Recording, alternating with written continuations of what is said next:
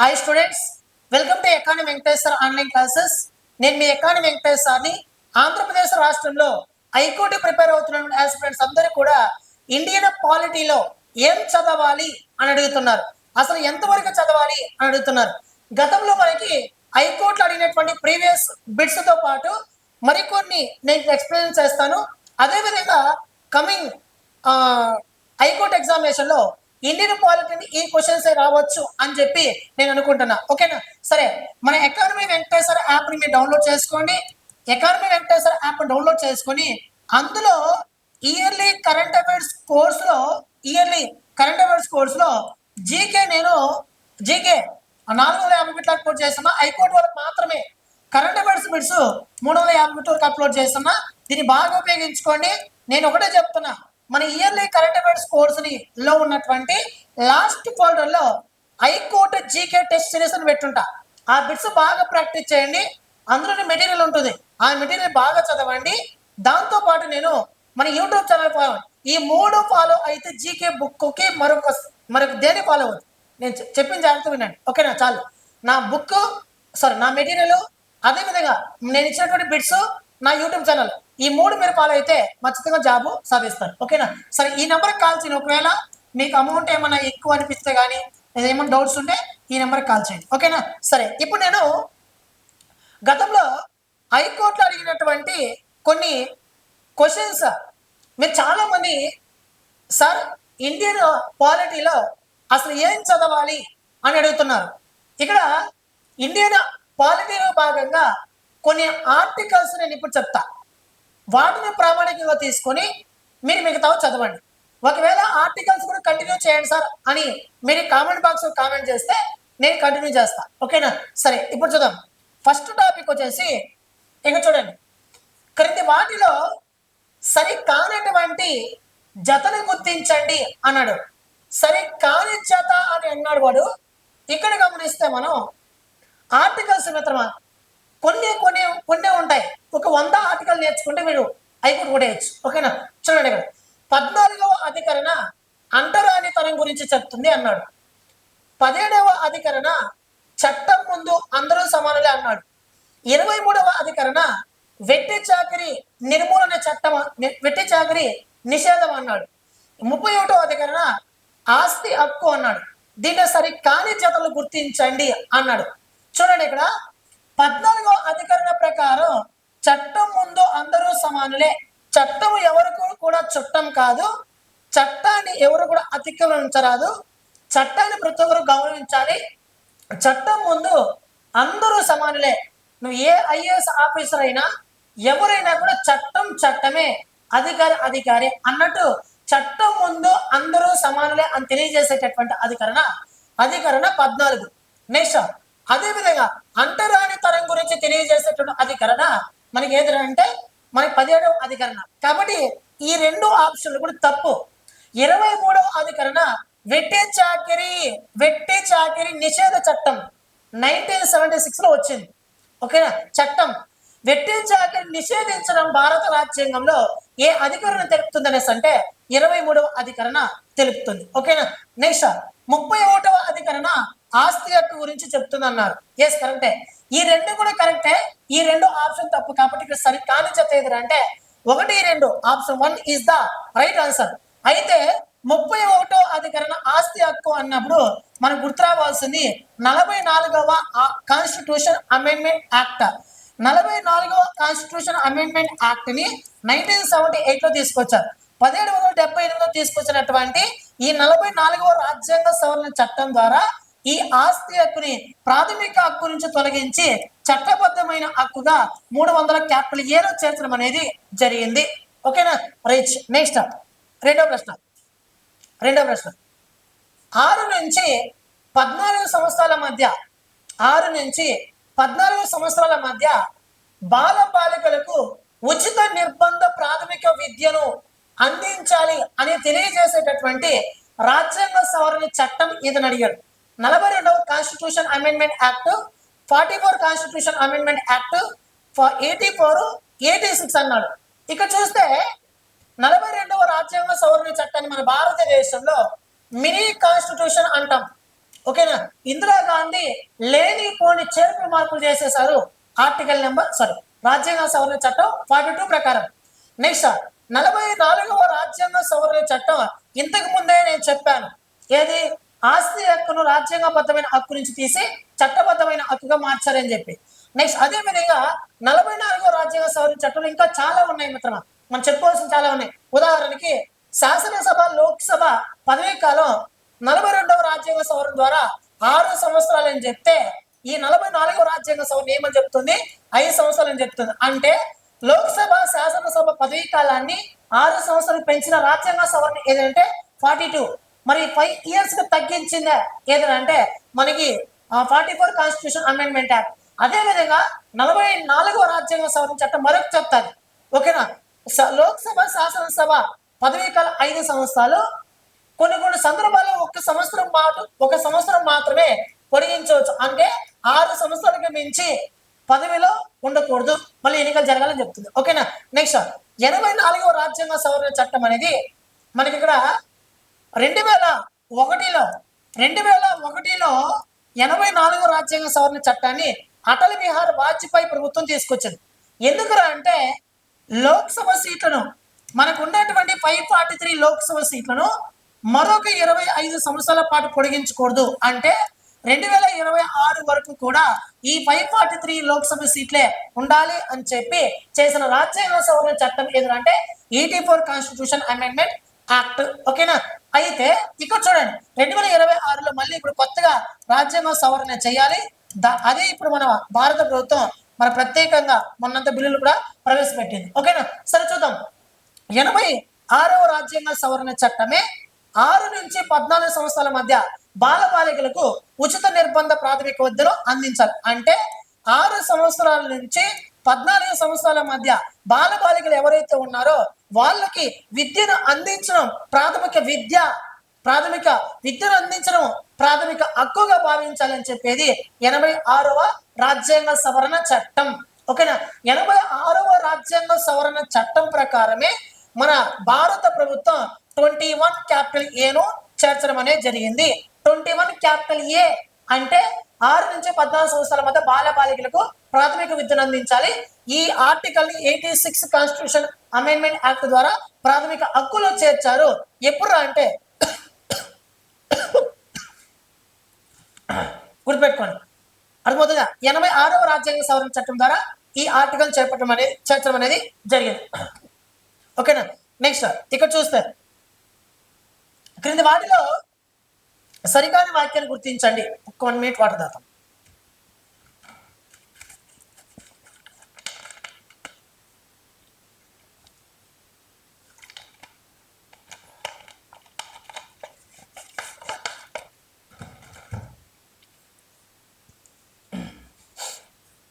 ఓకేనా. నెక్స్ట్ ఇక్కడ చూస్తే క్రింది వాటిలో సరికాని వాక్యాన్ని గుర్తించండి అన్నాడు. 124 ఆర్టికల్ 124వ అధికరణ సుప్రీంకోర్టు నిర్మాణం గురించి చెప్తున్నాడు. ఎస్ కరెక్టే. గుర్తుపెట్టుకోండి, మీకు గుర్తు లేకపోతే 124 124వ అధికరణ ఏమో సుప్రీంకోర్టు నిర్మాణం గురించి చెప్తుంది.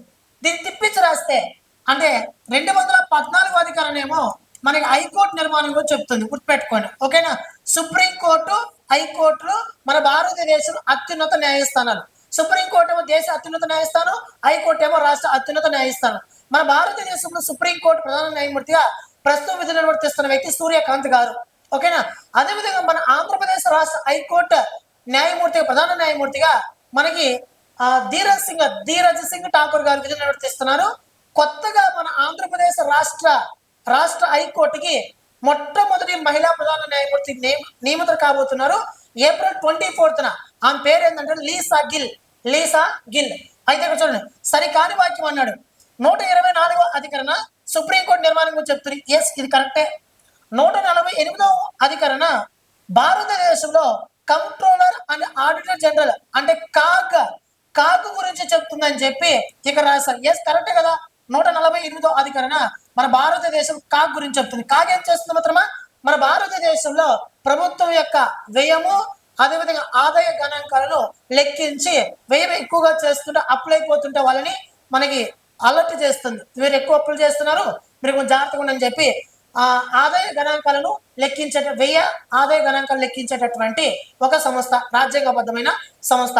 ప్రస్తుతం కాదుగా విధులు నిర్వర్తిస్తున్న వ్యక్తి ఎవరంటే సంజయ్ మూర్తి గారు ప్రస్తుతం విధులు నిర్వర్తిస్తూ ఉన్నారు. నెక్స్ట్ 169వ అధికరణ రాష్ట్రాలలో రాష్ట్ర శాసనసభ ఏర్పాటు దాని యొక్క రద్దు గురించి చెప్తున్నాను కాదు. 169వ అధికరణ మన భారత రాజ్యాంగంలో ప్రతి రాష్ట్రాలలో శాసన మండలి గురించి చెప్తున్నాం కానీ శాసనసభ గురించి కాదు. కాబట్టి సరి కాని వాక్యం ఇది. యాక్చువల్గా ఆన్సర్ ఇది అవుతుంది. ఓకేనా, మీకు మిగతావన్నీ కూడా కరెక్టే. నెక్స్ట్ 243 మిత్రమా, ఇక్కడ సరికాని వాక్యం రెండు అవుతాయి మిత్రమా. 243K అనేది కేంద్ర ఎన్నికల సంఘం గురించి కాదు, ఇది రాష్ట్ర ఎన్నికల సంఘం గురించి చెప్తుంది. రాష్ట్ర ఎన్నికల సంఘం గురించి చెప్తుంది. కాబట్టి ఇక టైపింగ్ మిస్టేక్ అయింది. ఈ రెండు కూడా ఆన్సర్ అవుతుంది. ఓకేనా, గుర్తుపెట్టుకోండి. అయితే ఇక్కడ చూడండి, మనకు చూస్తే 324 గుర్తుపెట్టుకోండి, 326 గుర్తుపెట్టుకోండి, 243K గుర్తుపెట్టుకోండి. ఈ మూడు చాలా చాలా ఇంపార్టెంట్. 324 ఏమో సెంట్రల్ ఎలక్షన్ కమిషన్ గురించి చెప్తుంది. సెంట్రల్ ఎలక్షన్ కమిషన్ గురించి చెప్తుంది. సెంట్రల్ ఎలక్షన్ కమిషన్ 1950 జనవరి 25వ తారీఖున ఏర్పాటైంది. కాబట్టి ప్రతి సంవత్సరం మనం జనవరి 25న నేషనల్ ఓటర్స్ డే మనం సెలబ్రేట్ చేసుకుంటాం. అదేవిధంగా సెంట్రల్ ఎలక్షన్ కమిషన్ ప్రస్తుతం అంటే ముగ్గురు ఉంటారు. ఒక ప్రధాన ఎన్నికల అధికారి, ఇతర ఎన్నికల అధికారులు, మొత్తం ముగ్గురు ఉంటారు. ప్రస్తుతం ప్రధాన ఎన్నికల అధికారి ఎవరు అంటే జ్ఞానేష్ కుమార్. ఎవరతను? జ్ఞానేష్ కుమార్ గారు ప్రస్తుతం ప్రధాన ఎన్నికల అధికారిగా ఉన్నాడు. మరి ఇద్దరు సభ్యులు ఎవరు అంటే ఒకడు వివేక్ జోషి ఒక అతను, ఇంకొక అతను సుఖ్బీర్ సింగ్ సంధు అన్నాడు. ఓకేనా. నెక్స్ట్ అదే విధంగా మనం ఇక్కడ చూస్తే కేంద్ర ఎన్నికల సంఘం గురించి భాగంగా మనం చెప్పుకోవాల్సినటువంటి అంశం ఇంకోటి 326. ఈ 326 18 సంవత్సరాలు నిండినటువంటి ప్రతి ఒక్కరు కూడా ఓటు వేయాలని చెప్పి చెప్తుంది. ఈ 326 ప్రకారం 21 సంవత్సరాలు ఉన్నటువంటి 21 సంవత్సరాల గతంలో ఉండేది ప్రస్తుతం 18 సంవత్సరాలు తగ్గించడం అనేది జరిగింది. మన భారతదేశంలో సార్వత్రిక వయోజన ఓటు హక్కు వయస్సుని 21 సంవత్సరాల నుండి 18 సంవత్సరాలు తగ్గించడం రాజ్యాంగ సవరణ ఏదంటే 61 కాన్స్టిట్యూషన్ అమెండ్మెంట్ యాక్ట్, 61వ రాజ్యాంగ సవరణ చట్టం. నెక్స్ట్ 243K ఇది కేంద్ర ఎన్నికల సంఘం గురించి చెప్తుంది. రాష్ట్ర ఎన్నికల సంఘం గురించి చెప్తుంది. రాష్ట్ర ఎన్నికల సంఘం అంటే స్టేట్ ఎలక్షన్ కమిషన్ గురించి చెప్తుంది. రీసెంట్లీగా ఆంధ్రప్రదేశ్ రాష్ట్ర స్టేట్ ఎలక్షన్ కమిషన్ ప్రధాన ఎన్నికల అధికారిగా ఎవరు నియామకమైన మిత్రమా? అనిల్ చంద్ర పునేట గారు. అనిల్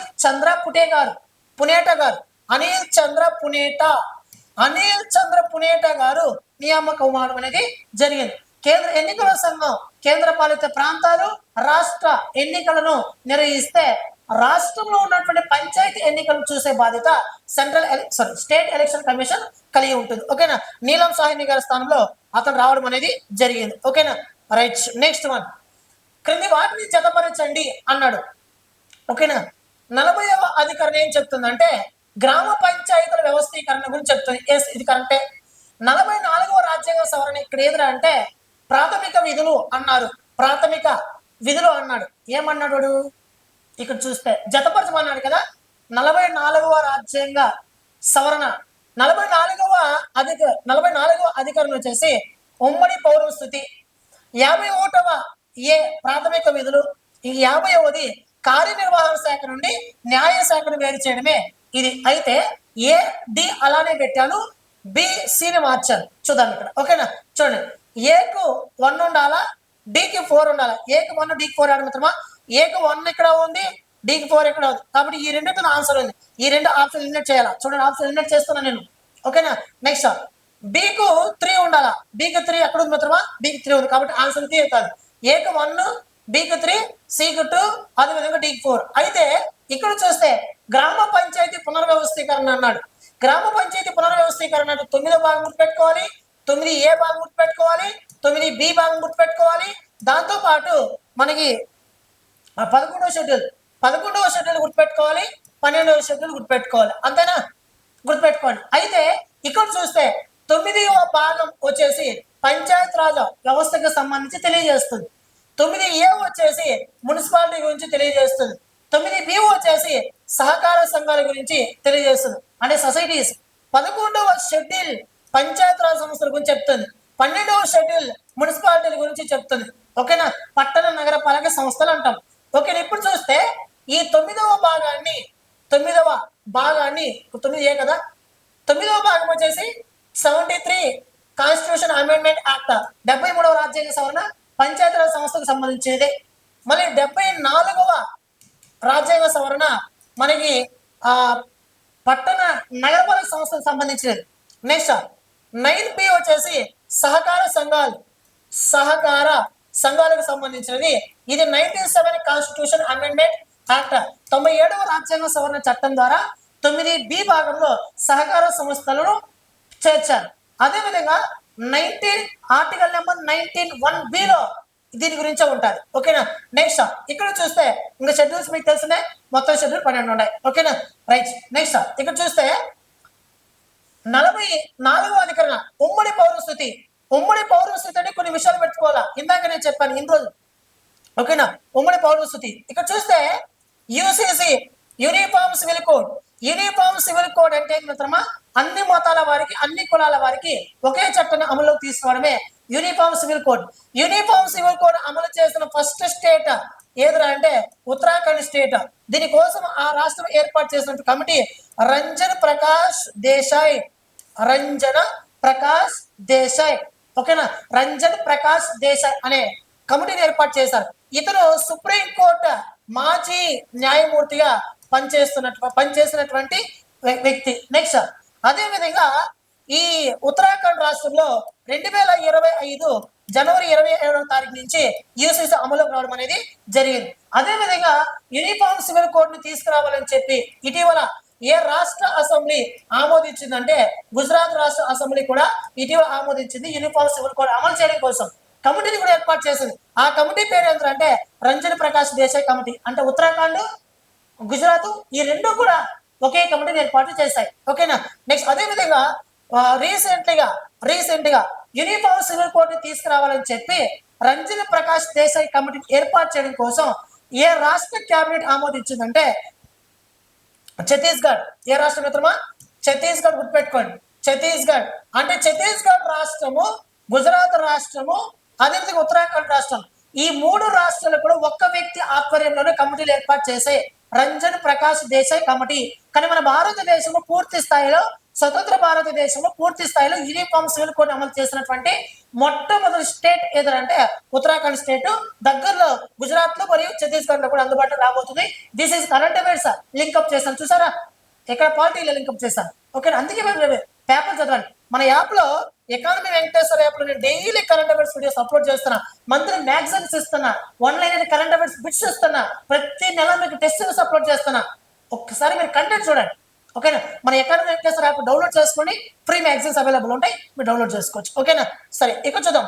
నెక్స్ట్ ఉమ్మడి పరిస్థితి. ఇక ప్రాథమిక విధులు అంటే మీకు తెలిసినదే 42వ రాజ్యాంగ సవరణ ద్వారా 42 కాన్స్టిట్యూషన్ అమెండ్మెంట్ యాక్ట్ ద్వారా మనకి 1976 లో దీనిని ఇందిరాగాంధీ ప్రభుత్వం ప్రాథమిక విధులను చేర్చింది. అంతేనా? అయితే ఏ కమిటీ ప్రకారం అంటే మనకి ప్రాతినిధ్యం చేర్చిందంటే సర్దార్ స్వరణ్ సింగ్ కమిటీ. ఓకేనా, ఈ ప్రాథమిక విధులు అనేవి 1977 జనవరి 3 నుంచి అమల్లోకి వచ్చాయి. కాబట్టి ప్రతి సంవత్సరం జనవరి 3వ తారీఖున మనం ప్రాథమిక విధుల దినోత్సవం సెలబ్రేట్ చేసుకుంటాం. ఓకేనా, నెక్స్ట్ ఇక కార్యనిర్వహణ అంటే పరిపాలన శాఖ అని అర్థం. పరిపాలన శాఖ అంటే ఎవరు మిత్రమా? కేంద్ర మంత్రి మండలి, రాష్ట్ర మంత్రి మండలి, ప్రధానమంత్రి నరేంద్ర మోడీ, ముఖ్యమంత్రి చంద్రబాబు నాయుడు, మంత్రులు, వీళ్ళందరూ కూడా కార్యనిర్వహణ శాఖ కిందకు వస్తారు. కార్యనిర్వహణ శాఖ నుంచి న్యాయశాఖ అంటే సుప్రీంకోర్టు, హైకోర్టు. ఎవరు మిత్రమా? సుప్రీంకోర్టు, హైకోర్టు ఇవన్నీ కూడా న్యాయశాఖ కిందకు వస్తాయి. కాబట్టి 50వ అధికరణ కార్యనిర్వహణ శాఖను న్యాయశాఖను వేరు చేసింది అనమాట. ఓకేనా, అధికరణ ఇది. నెక్స్ట్ అదే విధంగా మన భారతదేశం 3 శాఖలు ఉంటాయి మిత్రమా. 1 శాసనశాఖ, 2 కార్యనిర్వహణ శాఖ, 3 న్యాయశాఖ. శాసనశాఖనేమో శాసనాలు చేస్తుంది, ఆ శాసనం అమలు చేసే బాధ్యత కార్యనిర్వహణ శాఖ పైన బాధ్యత ఉంటుంది. కార్యనిర్వహణ శాఖ అంటే శాసనశాఖ చేసినటువంటి శాసనాలు, అదే శాసనాన్ని అమలు చేసినటువంటి కార్యనిర్వహణ శాఖ తీసుకునే చర్యలు రాజ్యాంగబద్ధంగా ఉన్నాయా లేదా అసలు ఇవి ప్రజలకు ఉపయోగపడతాయా లేవా అని చెప్పి పరిశీలన చేసేది, దానిపైన న్యాయ సమీక్ష చేసేది న్యాయశాఖ. కాబట్టి మన భారతదేశంలో న్యాయశాఖ, కార్యనిర్వహణ శాఖ, శాసనశాఖ అనే 3 శాఖలు ఉంటాయి. ఓకేనా. చివరి ప్రశ్న, క్రింది వాటిలో సరైనటువంటి జతలను గుర్తించండి అన్నాడు. చూడండి ఇక్కడ, ఇది కూడా పాలిటీలో భాగం. చట్టాలపై కూడా ఫోకస్ చేయండి. వరకట్న నిషేధ చట్టం 1961 కరెక్టే. వెట్టి చాకరీ నిర్మూలన చట్టం 1976 కరెక్టే. సమాన పనికి సమాన వేతన చట్టం 1976 ఇది కూడా కరెక్టే. గృహహింస నిరోధక చట్టం 2005 ఇది కూడా కరెక్టే. కాబట్టి సరైన జతలు అంటే 1, 2, 3, 4 ఇవన్నీ కూడా కరెక్టే. అయితే గుర్తుపెట్టుకోవాల్సిన అంశం ఏంటంటే 2013లో నిర్భయ చట్టం వచ్చింది. ఇది లాస్ట్ ఇయర్ అడిగినట్టున్నాడు. 2013లో నిర్భయ చట్టం వచ్చింది. ఈ చట్టం ప్రకారమే మన భారతదేశంలో నిర్భయ యాక్ట్ని తీసుకోవడం అనేది జరిగింది. ఓకేనా. థ్యాంక్ యూ మిత్రమా, థ్యాంక్ యూ సో మచ్. మీకు ఆర్టికల్స్ కంటిన్యూగా కావాలనుకుంటే కామెంట్ బాక్స్ కామెంట్ చేయండి. ఇంత కష్టపడి నేను చెప్పేది యూట్యూబ్ నుంచి నాకు వచ్చేది ఏం లేదు, మీరు చేసే లైకే. ఓకేనా. థ్యాంక్ యూ మిత్రమా, థ్యాంక్ యూ సో మచ్.